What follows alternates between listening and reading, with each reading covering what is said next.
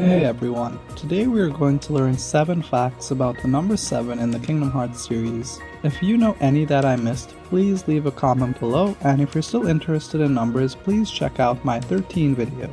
Some of the items on this list I'm sure are just coincidences, but the coincidences still arrive at 7 and are interesting at the very least. For the first item on this list, and to get it out of the way, let's talk about the obvious stuff. In Dream Drop Distance, Xehanort tells us that the Keyblade War shattered the Keyblade into 7 pieces of light and 13 of darkness, so that'll be our first instance of the number 7. This light, thus beginning the Keyblade War. The violent clash shattered the Keyblade into 20 pieces, 7 of light and 13 of darkness. And the only real... Because of this, there are 7 Guardians of Light. And to be honest with you guys, I always thought that these 7 at the end of Kingdom Hearts 2 were going to be the 7 Guardians of Light. I know that it's 6, but Roxas was technically there. He was just inside Sora chilling at the time. And if the Guardians decided to take a sick day, the 13 Darknesses can then fight the 7 Princesses of Heart, because the number 7 is key here. As a quick side note, these are the 7 princesses from KH1, but who are the 7 new princesses in KH3? Please comment down below if you know. Next up, I want to look at Union Cross. The title screen of the game used to have 7 characters, which may just be a coincidence, but it's 7 characters.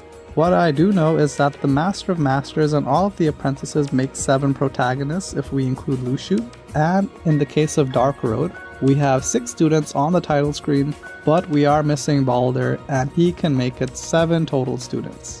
So the obvious stuff was obvious, and we are going to keep it going when we talk about the worlds. In Kingdom Hearts Dream Drop Distance, there are only 7 playable worlds in the game. Yes, Sora and Riku visit different areas in the same worlds, such as Prankster's Paradise, but it's the same world.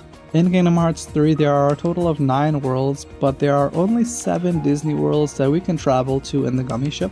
Anyways, let's move into Recoded, and I'm sorry about this footage guys, I took these next 2 videos with my phone, so it's not the best quality. Maybe one day I'll get a DS capture card. Anyways, in Recoded there are only 7 playable worlds. I know that technically there's 8 on the world map, but I'm going to count Hollow Bastion Part 1 and Hollow Bastion Part 2 as a single world.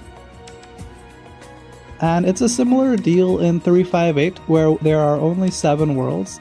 I know that technically it's 8 with the castle that never was, but that's basically the hub/tutorial world, so I won't count that world either.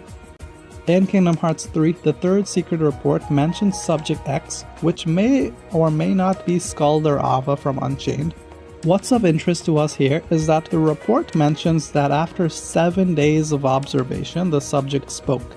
This may be a coincidence or it may not be a coincidence, but I guess we'll find out in a future Kingdom Hearts game. Next on the list is Roxas. It turns out that something significant happened to him on his 7th day in the organization. If you look at the 358 Days movie in the chapters menu, this will be the first day that he met Xion. This I don't think is a coincidence, since they could have made this any day before the 7th if they wanted to. Of course, the name of 358 Days is sort of a backwards reference to the number 7, as 358 plus 7 equals 365, and there are 365 days in a year.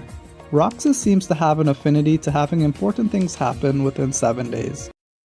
For the 7 days since my arrival.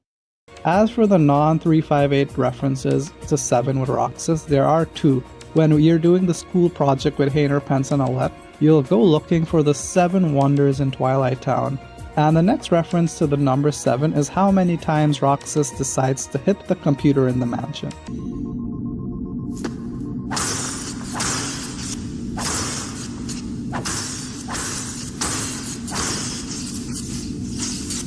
Speaking of hitting things, that's my segue to this next point. Sonic Blade does a total of 7 hits to enemies. In Birth by Sleep it does 7 hits.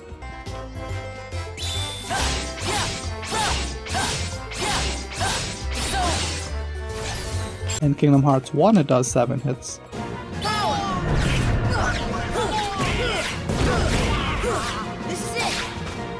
In Recom it does 7 hits.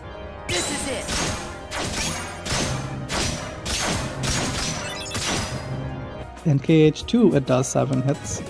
Let's go! Yeah, it's over! In KH3, it does 7 hits. Take this!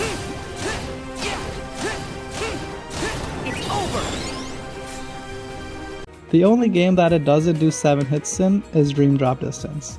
And speaking of hitting things, that'll be the segue into this point, which are the bosses. In Kingdom Hearts 3, we must fight the Lich boss 7 times to rescue our 7 friends. In Birth by Sleep, we must fight Vanitas 7 times to complete the story. We fight him 3 times as Aqua, once in Hollow Bastion, Neverland, and the Keyblade Graveyard. We fight him 3 times as Ventus, once in the Keyblade Graveyard with Mickey near the middle of the game, at the end of the game in the graveyard, and in the Dive to the Heart sequence. And we fight Vanitas once with Terra when we fight against Xehanort. And the last reference that the Kingdom Hearts series makes to the number 7 is for the Fantastic 7 challenges. I do have some more bonus factoids that are really just worth mentioning and cool to think about for the second that I say them. Sora learns a total of 7 magic spells in Kingdom Hearts 1. There are a total of 7 summons in Chain of Memories, which may or may not be able to beat Spectre Marluxia. Of course, Snow White has 7 dwarves because Kingdom Hearts influenced Snow White before it released. And lastly, in San Francisco, when you get the news report about Heartless, it's from Action 7 News. And that's all I got for you guys today. If you know any more details about the number 7 or just want to talk, please leave a comment below. I do hope you all enjoyed this video. Please do the stuff the YouTube algorithm likes, and I'll see you all next time. Thank you for watching. Thank you for watching. Thank you for watching. Your name? Sora, sir! Let's see. Sora. Here you are. Well, according to my list, Sora, 7 years ago, you told everyone you did not believe in Santa Claus. Oh, that is unfortunate.